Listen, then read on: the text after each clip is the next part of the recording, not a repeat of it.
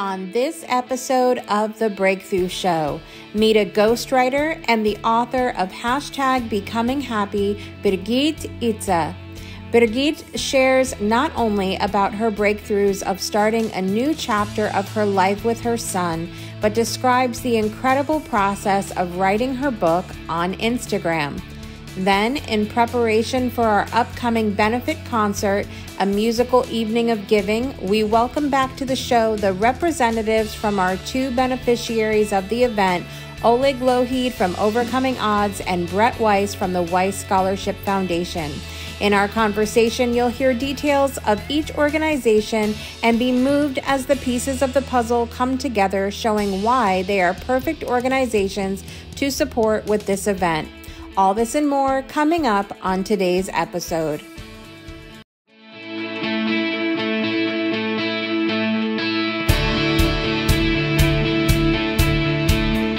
Life gives us moments when we have the opportunity to make a choice, and what we choose has the potential to change our lives forever. Join us now for another inspired episode of The Breakthrough. And now, please welcome the creator and host of the show, Jessica Dugas. Welcome back to The Breakthrough Show. I'm your host, Jessica Dugas, and I'm super excited that you're here with us for another episode today. Coming up later on in the show, we have the author and also a ghostwriter, but she is the author of #BecomingHappy. And I had to, refrain from calling it a pound sign and showing my age there for a moment, but we'll go ahead with hashtag. #BecomingHappy is an amazing book with incredible photography and just, quotes, life lessons, amazing things. Birgit Itse is going to be here in a little while. But coming up first, as you guys know, we have an incredible event coming up on December 4th, 2021. It is going to be called a musical evening of giving. It is a virtual benefit concert benefiting Overcoming Odds and the Weiss Scholarship Foundation. So I wanted to take the opportunity and reintroduce you to the founders of those organizations and also have you get to know a little bit more about what they do and where's the money going to go once we get through with the event. So welcome back to the show, please, my friends, Weiss from the Weiss Scholarship Foundation and Oleg Lougheed from Overcoming Odds. Welcome back, both of you. Oh, thank you. Thank you for having us on. Yes, thank you. Glad to be here. Oleg, nice to meet you today. Nice to meet you. I hope that one day we can reintroduce ourselves in person. And that will be much better. Much better. Yes. That would be so nice. We need to have Yes. we should plan something. There may be something in the works, but eventually we should all do that. We should get together. A little tease, Jessica. Okay. I do that sometimes. Okay. Well, I would love to have you each start out. So I'm going to start with Oleg. Oleg, would you tell our audience, remind our audience, because you were on season 4, but we really didn't dig too much into Overcoming Odds as an organization. Would you tell everybody a little bit about Overcoming Odds and why and how and all that good stuff? Of course. Well, first of all, I'd like to re-thank you for having us on this particular episode. And for me, this organization came from a personal passion, personal hardship of mine. And that is, I was born into a relatively challenging set of circumstances from a very young age. As you can tell from the name, it is not the most common American name you'll come across. It is actually from Russia. And I was born there and lived there for my first 12 years of my life. And as I mentioned earlier, went through pretty difficult set of circumstances as far as didn't really have a group of parents to rely on. And the final 3 years ended up spending in an orphanage. So I can relate quite a bit to the lifestyles that, Brett, you might be acquainted with through your own personal experiences. But ended up living there for 3 years and then was very fortunate to be adopted by a family from Ann Arbor, Michigan. Came to the States, didn't speak English, didn't know anything about this part of the world, but yet always had the desire to figure it out. Always had this drive to move beyond whatever the obstacles might be ahead of me. And then about 8 to 10 years later, I had realized that when I was looking back at my life, the most common theme that I've seen from one chapter to the next is this concept of overcoming whatever the odds, overcoming whatever the obstacles were. And that's where I chose to take the next step forward and create a space for other people of similar experiences or different to be able to voice their own perspectives and to hopefully find ways and solutions to whatever the challenges that are present in front of their lives right now. And that's where I think this idea really was born. Now, just like anything else, and for anyone else that's listening right now, you might be able to relate that sometimes ideas are great, but execution is a whole other part to the ball game, so to speak. Yep, I could tell Jessica's hand waving here. But I've realized this, and what I've learned throughout this journey is that it's great to have all of these ideas. It's great to have all these solutions in my mind. But really, at the end of the day, I don't believe they serve as great of a purpose unless I choose to put them into action, and unless I choose to interact with other people and collaborators and contributors and really manifest that into something that I may or may not have dreamed of at the beginning. And that's really what the space has become. So when you ask the question of, well, what is it? At the end of the day, what Overcoming Odds is all about is really a space for people to be appreciated and to be valued through their own stories and experiences. So a core of the work that we do around this is really try and help people form a narrative they believe in and they like. So when a narrative is a story that I'm sure each and every single one of us is aware of, and that is whatever the story that you choose to live in your lives right now, that is a narrative. So a significant portion of our work revolves around helping people challenge their own limitations, break through whatever fears or barriers they have, understand the different transitions, identify meaning and purpose in life. So that's what we started to build. And I'm very fortunate to have people like you who have come across my paths and are able to share visions and missions in life. And I think that's the best thing that I could ever ask for, is more people like you, as well as many of the listeners that you have through this particular platform. I will agree with you, Hunter. I know a little something about this word breakthrough that you said, and so it's been my experience. Something that I shared with a mutual friend of ours earlier, actually, is some of the programs that you put out there. It gives me the opportunity to explore parts of my life that maybe I haven't given myself permission to explore before. Because of one reason or another, whether it's bias or experience or outside opinion or anything like that. And what I love specifically, so Oleg and another friend of ours, Scott Mason, who I believe is on the board of Overcoming Odds too, correct? They have a show that the squirrel is the is the mascot, and I tend to be known as someone who can be a little squirrely. And the reason I love the program, though, is because it's intentional for me. It allows me to make that my time to explore all facets of something, and has taught me that it's okay to schedule that in. So then when I go to do other things, I can actually focus on what I'm doing, and not having to go down the rabbit hole. Can you tell us quickly the other people that are on the board and what their roles are? So the other people that are part of it, the other person, his name is Casey Berman. He is, how do I best describe him? He's an individual who truly impacted my life for the better. He helped me see different perspectives. So his role aligns with more of a strategic purpose. So he's able to develop next actionable steps, projects, and programs that we distribute. And one other person that we have that's part of a board, her name is Nicole Ash. She's more in the, I guess you could say, relationship building. So really helping us get connected to right strategic partners, funders, donors, and things like that. And one other thing that I'll quickly mention before I hand off the mic to Brett, and that is, Jessica, when you mentioned this concept of getting curious about subjects that you probably encounter on a daily basis, but yet you don't, variety of reasons, you don't create the time, you don't find the time to explore those things. That is a huge component of why this organization exists to begin with, is that for many years, when I look back at my life and I look back at many of these topics that I over time lost curiosity due to a variety of reasons, I realized that at the end of the day, for me, that's what it truly means to be a human. It's to be able to explore these topics that I encounter on a daily basis, such as gratitude. I can't tell you the number of years I went through day to day not thanking the people who made a difference in my life, not recognizing the impact that they make. And then what I realized was through observing other people and asking them similar questions of, well, who are the people that helped you get through whatever the challenges that you faced? Right. That many people don't choose to reach out. Many Mhm. people don't choose to reach out. And I don't know if this is a cultural or a universal perspective, but I realized that to be a common theme, and I wanted to change that. I wanted to change that for other people.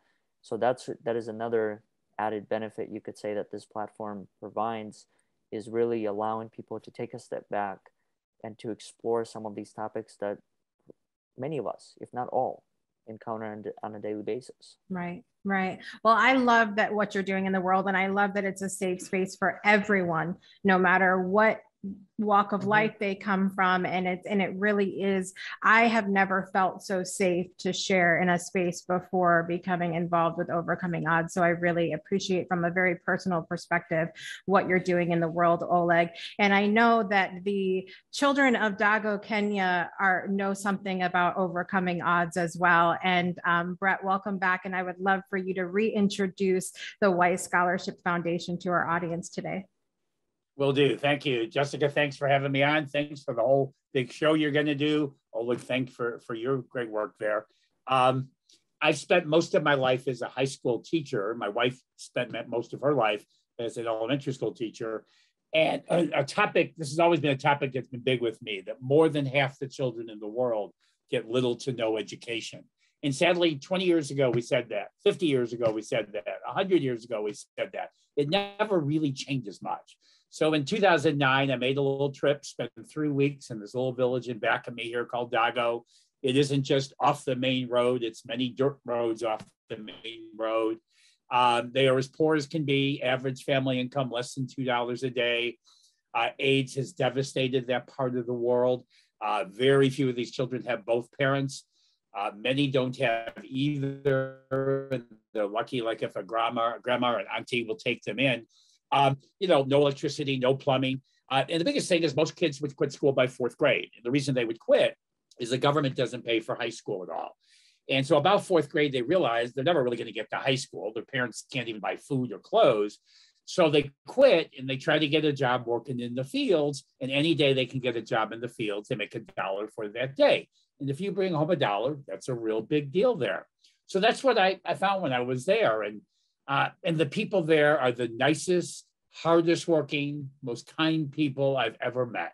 And all these parents want is for their children to have a chance to live a little bit better and not have to live in a mud hut with no electricity, no plumbing. So for a couple of years, I was still teaching. Every semester we do a project to help them. But in 2011, I decided to go back and I came up with this crazy idea. Why don't we send some kids to high school? Because virtually nobody from this village had ever gone to high school. In all of Kenya, only about 20% of young people get to go to high school, and most of those only because someone is sponsoring them. So in 2012, we awarded our first scholarship, a young man named Victor, who's actually going to be a university graduate in a few months now. And then the next year, we added some more, and we've been steadily growing. We have now awarded 101 scholarships. Basically, what we do is we send children to high school. Thank you, Jessica, for the applause. We send kids to high school. Now, really important point here. These kids would never go to high school without our help. It's just what it is. And so we send them to high school. And so we have kids at many different boarding schools all around Kenya. And there's a real important part about how we choose our students. I tell people all the time that this is a very tough life for all these children, but it's a brutal life for girls in all kinds of horrible ways. So we pick these kids based on an exam they take at the end of 8th grade. And the girls tend to score a lot lower than the boys, not because they're not as smart, but for a whole lot of reasons beyond their control. They missed a lot of school. So we've always had a firm rule that we divide our money equally between girls and boys. And it's imperative that we do that. Of the 101, I know it's less than 10 girls would have received a scholarship if we did it just based on the test score alone. So 50-50, a line I use all the time is we cannot end poverty unless girls are educated. Then the other thing, in the beginning years, I did a lot of traveling around Kenya, visited many schools to learn what it was like. And what I realized is that these children not only need financial help because there's no way their parents can pay for school, they need all kinds of social, emotional help.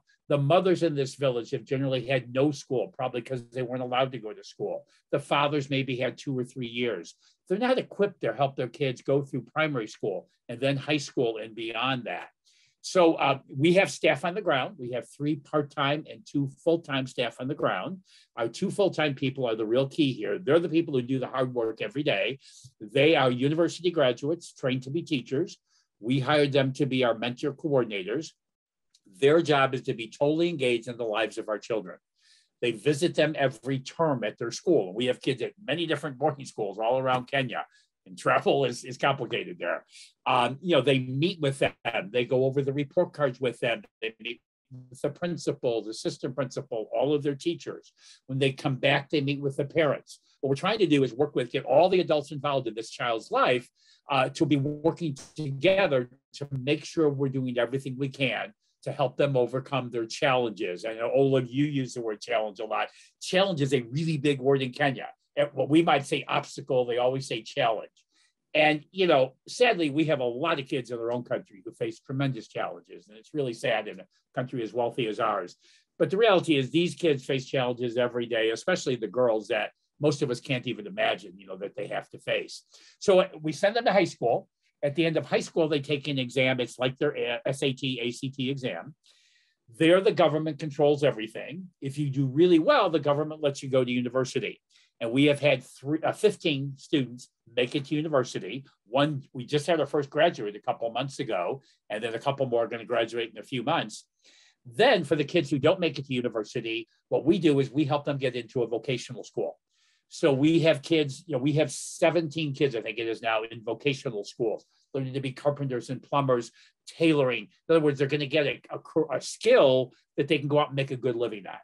So either university or vocational school. So that's what we do. And I like to say that we're not just trying to help poor people, we're trying to end poverty, right? We don't want to have to keep helping, to be frank. We want to end poverty so that they can do all this on their own. So Jessica, that's what we do. I love it. And I love what you said, that you're trying to end poverty and having it be a blanket statement, because you just never know the person that you're going to help, what they're going to do in the world. You don't know who they're going to help and who they're going to affect. And so I think that it's a beautiful thing to what you're doing there. And I would love to know if there's anybody else on your board for Weiss Scholarship Foundation that you'd like to mention. Well, the coolest part, we had our original board was just me and my brother and a few other people we know. And then shortly after that, we added Susan Kagamwa. You think that is a Kenyan name. Susan and her husband, through a friend of mine, they were living in Indianapolis, although now they actually live in Connecticut. She and her husband, James, were born right near Dago. They're the same tribe, the Luo tribe, which, for better or worse, happens to be important there. And they're PhD people, very successful, doing very well in life. And I called her up and I said, here's what we're doing. Would you like to be on the board? And she said, of course I would. Of course I would love to be helping these kids. So it's cool. She made our trip there. We try to have somebody go there every year. I've been there 6 times. Now, unfortunately, since COVID, we haven't gone. But in 2019, she made our trip there. Now, think about how cool this is. Susan and her husband, James, grew up 40 years ago. They were one of these kids. And now here they are, big successes in the world. And she did what I normally do when I'm there. She went and visited all the kids at their schools, talked to them, all that kind of stuff. No matter how many times I go there, I'm still a white guy from the United States. Here's a Kenyan woman who grew up just like they did. What a great role model, especially a great role model for the girls, because they don't have many role models at all. So Susan, it's amazing. It's fantastic to have Susan on the board, because she understands all this far better than I do, because this is her country. Yeah, I think it's something that both of you do within your organizations that's fantastic, is to provide a plethora of people who might be like someone else, because I think we can hear all the stories in the world, but sometimes when we have something in common with someone, or when we can see ourselves in someone else, that message hits home a little harder. And we might, learn something more than we might not have learned if it came from someone else. So I appreciate that both of you offer that within your organizations. We're going to take a quick break, and we're going to come back and talk to Birgit, and then we're going to talk more with Oleg and Brett at the end about vision and some other fun stuff. So we'll be right back in just a minute for more of the Breakthrough Show. Breakthroughs are about more than you might think. They're about discovering who you are, digging deep, reaching to the core of your soul. They're about healing yourself, understanding your beliefs, creating a ripple effect. And it's not just those initial moments that matter. It's about using them to bring more joy into our own lives and the lives of others. It's about having fun, letting loose, enjoying every moment life has to offer. It's about finding a safe space. It's about creating connection.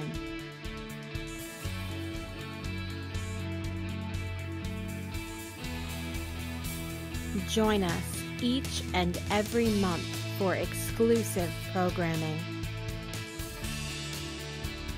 where we invite you to go beyond the breakthrough. So we ask you, are you ready? We'll see you online at thebreakthroughshow.com.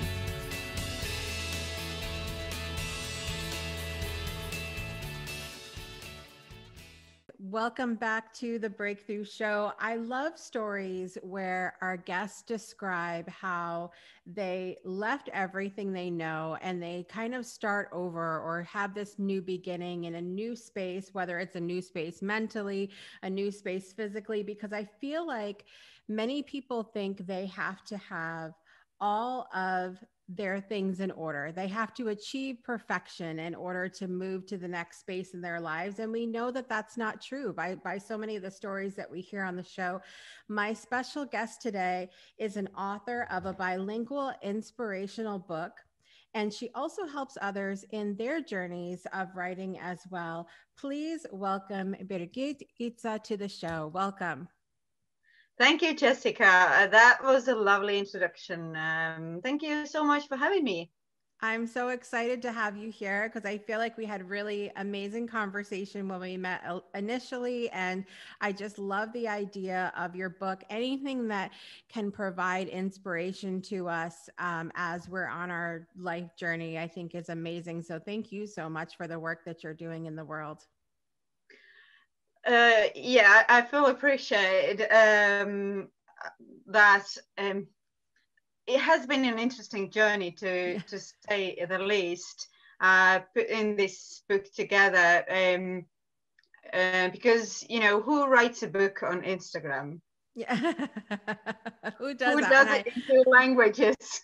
I know it. I know there's so many parts of this book that I can't wait to get in with you and share with everybody because like you're mentioning, there's so many parts of it that are just beyond the normal, oh, I just wrote a book. There's all of these different aspects of it. So I can't wait to get into that with you today. You have had quite a journey and have moved recently or more recently.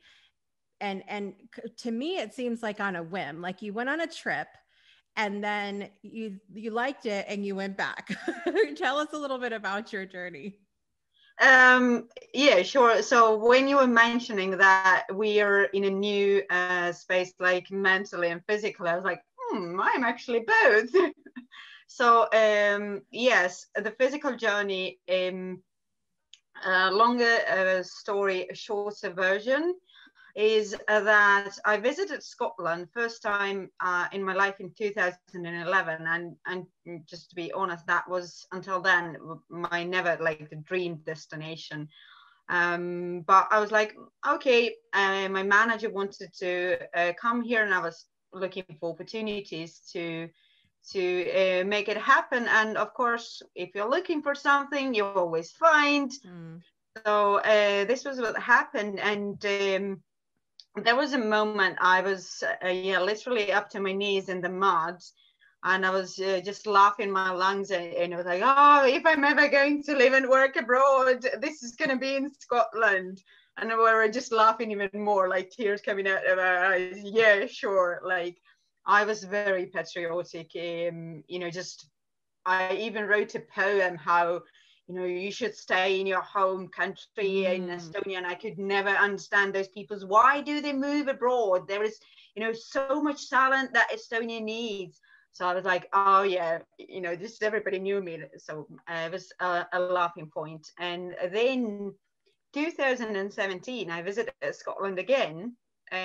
We did an 8-day road trip with my son, who was 9 at the time. And that kind of shifted something in both of us. Maybe it helped us to redefine our relationship. And the feeling we had, I've thought about a lot later on, is that we felt very well taken care of. So when people say, like, why did you move to Scotland, they usually say nature or history or culture or whatever, and I say people. The feeling I had it here. So that is just the main reason. Yeah. And when in 2019 I made the decision that, well, I'm going to live and work in Scotland, then yeah, it wasn't just like I woke up and made a decision. I was just sobbing a lot and playing a blame game. So this is like the mental journey. There was since 2018, this urge, and like something is wrong with me, and I had like every single reason to be happy, and I wasn't, just material wise and even relationship wise. I could tick all the boxes, just relationship. My mom, dad, siblings were alive. They are still are, I think. Good relationship with my neighbors and friends, and I had a supportive boyfriend, and just a nice kid, and big house to live in, most of the mortgage paid, a decent job, a nice car to drive around, a huge garden. So just say it, and I had it. Just I wasn't rich, but I was doing okay. So you're comfortable. You're comfortable. I was comfortable, yeah. And in many terms, I was living well, right? And I wasn't happy, and this feeling inside, like I've later said, that I felt like my life is not enough for me, and I'm not enough for my life. So and yeah, I was just doing a lot of crying and didn't understand, mainly myself. But at that point I thought, nobody really understands me. Nobody really understands me. And one moment my best friend asked me that, Birgit, you're 38. You've been talking for years how you want to be a published author. You've been talking for years how you want to go and live in Scotland. When? I love friends like that. Yeah, that was like a mental slap on my face, and I know what a physical slap on my face means. So, and that was that click moment. And 8 weeks later, we came to Aberdeen, 2 backpacks, 2 suitcases, a city we had never been to before. I love it. And I want to, so I think going back to what you were saying about how you were comfortable when everybody's looking into your life, they see, how could she possibly not be happy? How could she possibly feel anything other than wonderful and all of this stuff? And we have to stop doing that, I think, as humans, to the people that we love. Just because you look into someone's life and see that they have all these things, that doesn't mean that they're happy or they're living their purpose or they're feeling fulfilled on a day-to-day basis. And so I feel like what your friend did of saying, hey, you said you wanted to do this, when are you going to do it? I mean, that was huge, because we don't often do that. As friends, we look in and say, oh, everything is great. Why would I want to ruffle those feathers, you know? Asking the right questions at the right time can be really life-changing. So yeah, I was just this morning, I was listening to one of the programs, 6 Minutes to Success, and there was also like, instead of participating in arguments, ask the questions, ask the right questions. So I was like, oh, that's an interesting viewpoint. I could avoid so many arguments with my teenager just by asking questions. Yes. That's a good one. Yes. And I mean, with everything that had gone on around the world in 2020 and now coming into 2021, that is a lesson that we all can take. Everybody's got a different perspective, you know, on whatever's going on in the world. And we may not agree with it, but it's not for us to agree with it. It's their perspective. It's what they live. And if we can just ask questions and get to know each other a little better, I think we'll find that we're more alike than we think we are. Yeah, just exactly, you said beautifully, getting to know each other more. So yeah, just that was a good one. I think I want to listen to that again, because there was so much, you know, filled with information. So it was really good one. So what have you done to adjust to this new space that you're in, you and your son? And because even though it was great and wonderful, you wanted to go there, I'm sure that it's been an adjustment period for you as well, of getting used to it. What have you done to help yourself get used to it? Yeah, of course, there are cultural differences. They're not huge, because I feel like at home. I felt like 24 hours later, I feel like I'm home. That's really, I was surprised, because I'm a country girl and living in a city where there are 250,000 people.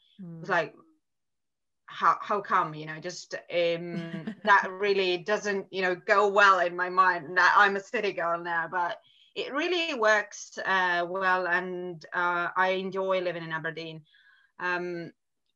So does my son. He's picking up a local accent very fast. So sometimes I say, just say it in Estonian, I don't understand you. So yeah, he's I think it was smooth, because we came with the mindset that this is what we want, and when you focus on something in front of your eyes, you're just gonna, all those little pieces just fall into place and you overcome them quicker. Yeah, people have been mentioning me, like, you work so hard and you've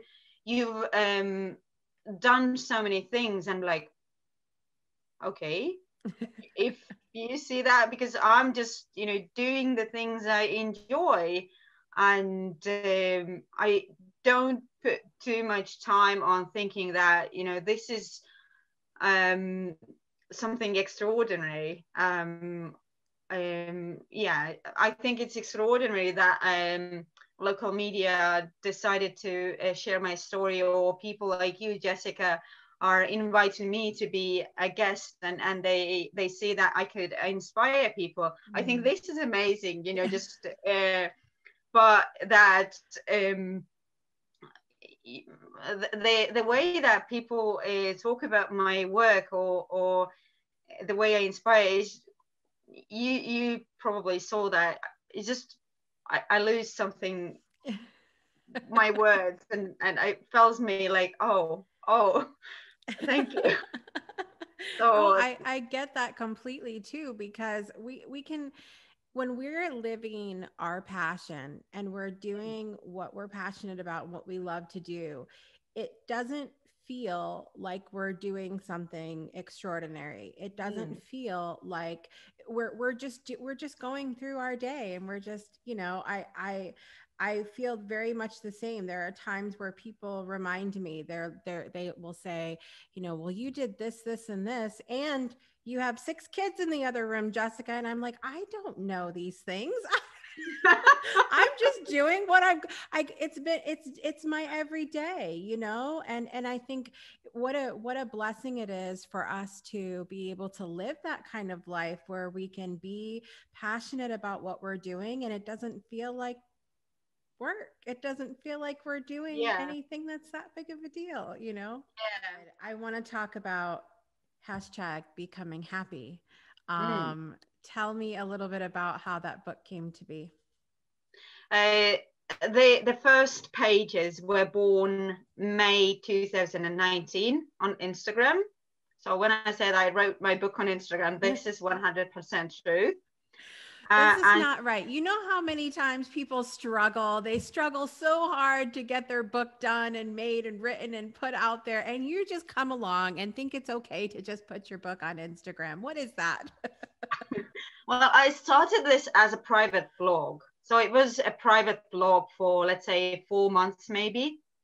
And only then I had a courage to show and share a few of the writings. I choose Instagram because it's not just about writing for me. So if I have the book right here, so when you see that and go to Instagram, there are always like pictures beside it. So there wasn't just a text that was, you know, just coming. It was with the picture all the time. So I was looking for some place I can put the picture and the text together. If it was just about text, I could have easily used my laptop to do that or the notebook, but I couldn't use the picture there. So for me, you know, Instagram was just the first thing on my mind. So I was just, you know, doing there. But I think it was back in August 2019, or maybe even September, I shared my work with a therapist who knows a lot about broken souls and healing them. And she told me that, Birgit, you need to publish them. You need to, because people actually need that kind of writing. And that gave quite a huge amount of courage. I was like, maybe I will, but, you know, sometime in the future, but maybe I will. So that may be at the beginning of 2020, I put down 20 things I want to achieve in year 2020, and publishing my book was among them. And just a week before my birthday, I picked up the phone and asked a small publisher back in Estonia. I was living in Scotland. So I was asking him, how would you feel about publishing my book? Exactly that question. Because I wanted, you know, as this book, hashtag becoming happy, this is the hashtag that is, you know, every post has on Instagram. So that this is why it's hashtag becoming happy. Because you're just putting that there, you will find the posts. I'm not the only one who's using that hashtag, obviously, but, you know, that's, you know, all my posts have that hashtag. And after I was told that people need that kind of writing, I made this private blog public. So, and I'm writing another part on Instagram. So I didn't finish with just one book. I'm keeping on with the writings there. So, and he was like, oh yeah, because I wanted people to be happy to work with me, to, you know, to have that sense of happiness and excitement to, you know, working with that book. My editors, both in Estonian and English, I was asking the same question. Would you be happy working with me? Would you like that? So that energy behind that book, just every single person, and even the people who are distributing them, I wanted them to have them to want to do that. Was really, really important to me. I didn't want to be like a mandatory thing or obligation. I wanted to be an opportunity. And again, when I write those things on Instagram, even now, I never go with, oh, I have to write those things. Oh, I have to do. I compose. I have the opportunity, and it's not like I don't have an inspiration to do that. I have a list of posts waiting. It's the energy behind it. So what I want to say, what kind of picture I choose, having the comparison between that moment in the nature and the idea behind, it's just very important. So today's post was a sunset.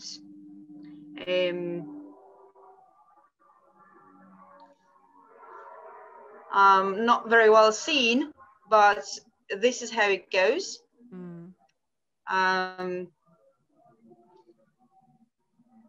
Oh, beautiful.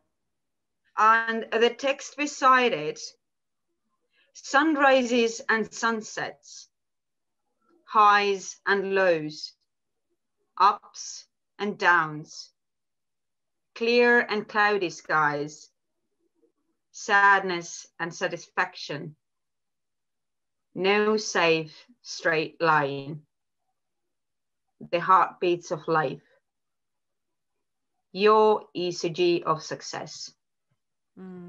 Beautiful. Beautiful. Thank you. Such a good reminder for us, again, with everything that's gone on in the world around us, that there are those up and downs. Nothing is forever, So beautiful. So beautiful. I think that your book is going to be extremely helpful for people. I'm a very visual person, so I appreciate a book with pictures. Let me just tell you. I love that so much. Can you take a minute and share with everybody where they can find you, where they can find your book, and how they can connect with you after they listen to this today? Yes, so the easiest way is to go on my website, which is www.birgit-itse.com. I believe that there's going to be a link with a podcast. So, and all my socials are there. And when you put hashtag becoming happy to Amazon, this book on paperback version should come up. I have the hardcover here, and if you don't mind, Jessica, just say a number from 3 to 84. That is going to be from the actual book that they can purchase. Sure. Let's do 6. So 6 is that page.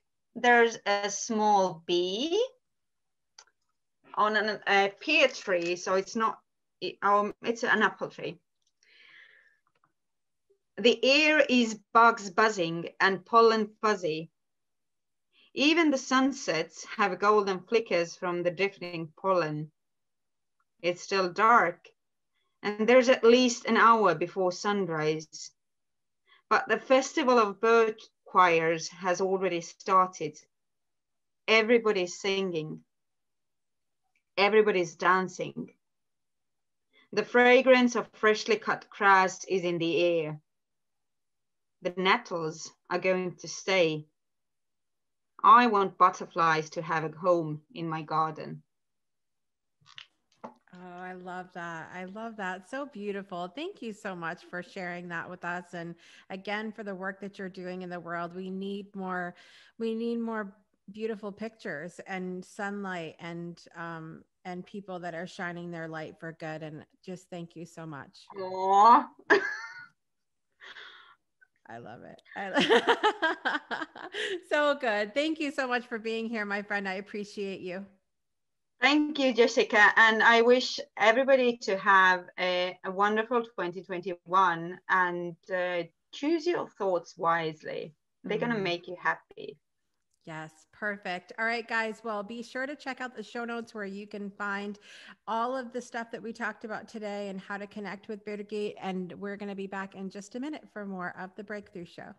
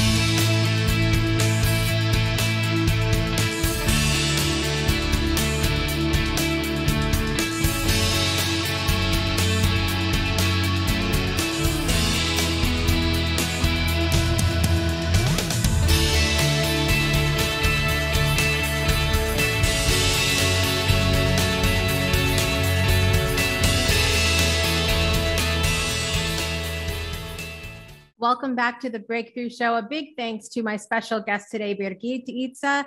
And please be sure to check out our show notes and our website at thebreakthroughshow.com for more information on her and her book, #BecomingHappy.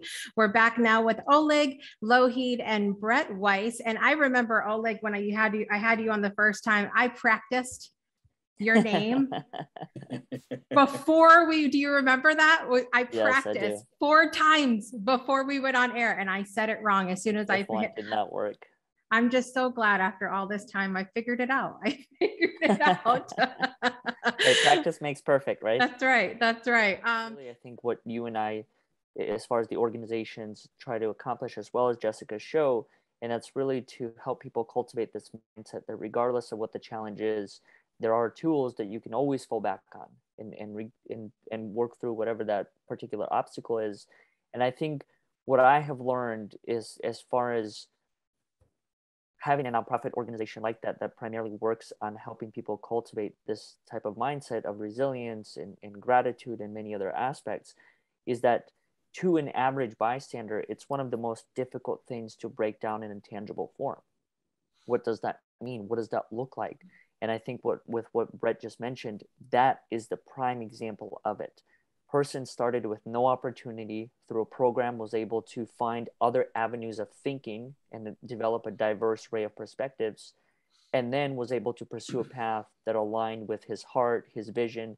And that to me is just the most beautiful thing. But if you look at it from the very early stages, it's very difficult to break it down as far as, okay, tangibly, this is what the person's going to become. Day 495, this is what they're going to be in life, when you don't know what's going to happen, because you don't know how they're going to view the world after being exposed to so many different opportunities beyond that initial one. Mm. You guys make such great points. And they brought up something that between the two of them, that this was not rehearsed, people. This was not rehearsed at all. And I'm so excited for how this has gone, because, you know, one of the things that I've had to try to portray on my end is how does this all tie together? What does the Breakthrough Show have to do with overcoming odds, have to do with White Scholarship Foundation? And what the Breakthrough Show has always been about is these, you know, storytelling moments of, yes, we have these breakthroughs in our lives, but the breakthrough doesn't actually mean anything. It's what you do with it. It's what you choose to do with it moving forward. And that's the opportunities that Oleg presents through overcoming odds. That's the opportunity that Brett gives these children of, you know, you give them the education, but then they have to they have to choose to work hard, which they're clearly doing to make it through and make a better lives for themselves, their family, their village, and then the world. Brett, what's a big dream or big goal that you have for Weiss Scholarship Foundation? Well, okay. So the way I talk about this, and don't laugh at me when I say this, our goal, this is our mission statement. Our goal is to create a world where every child can get a great education.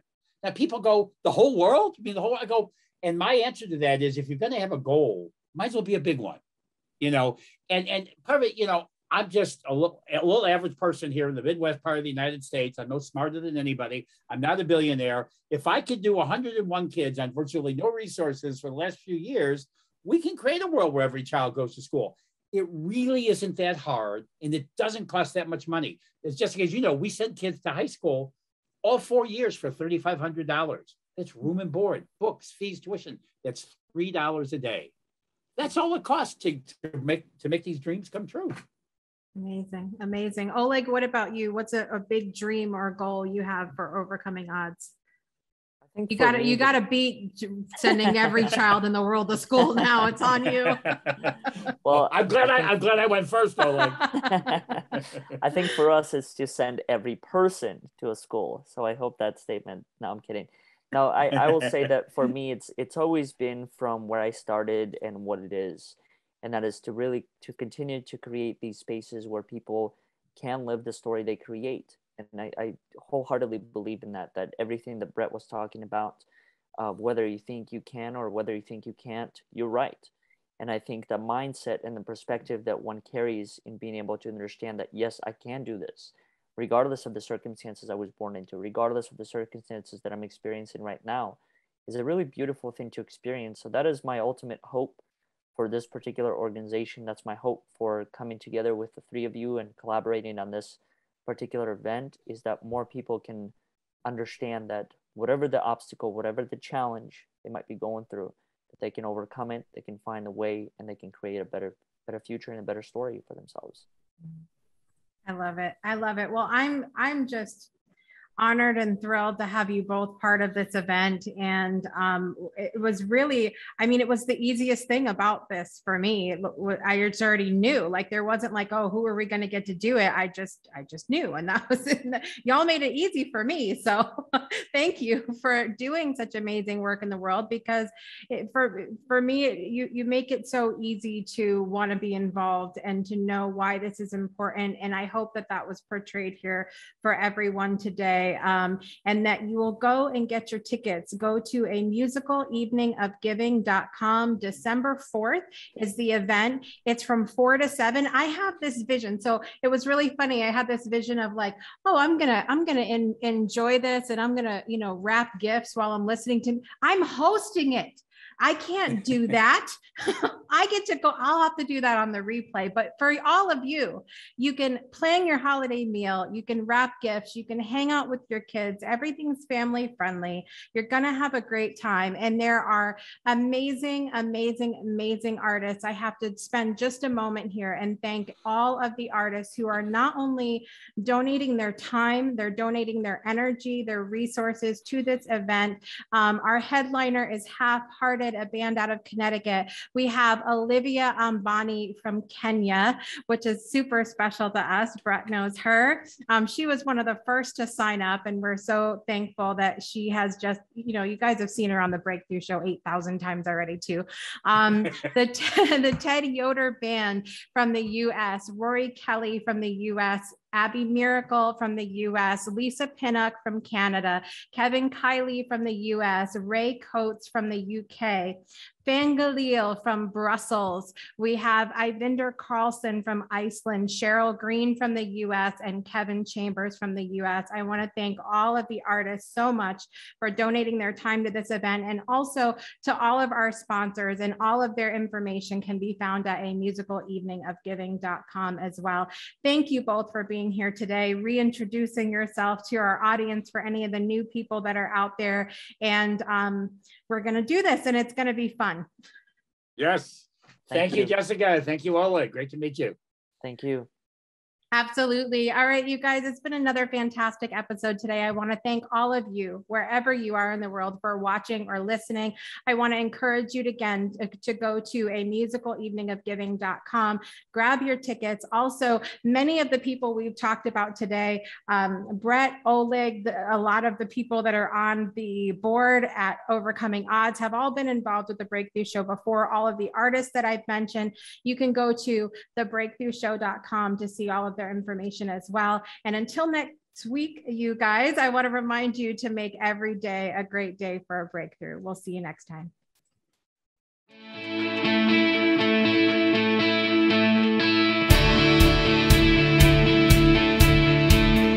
Thanks for tuning in to another episode of The Breakthrough.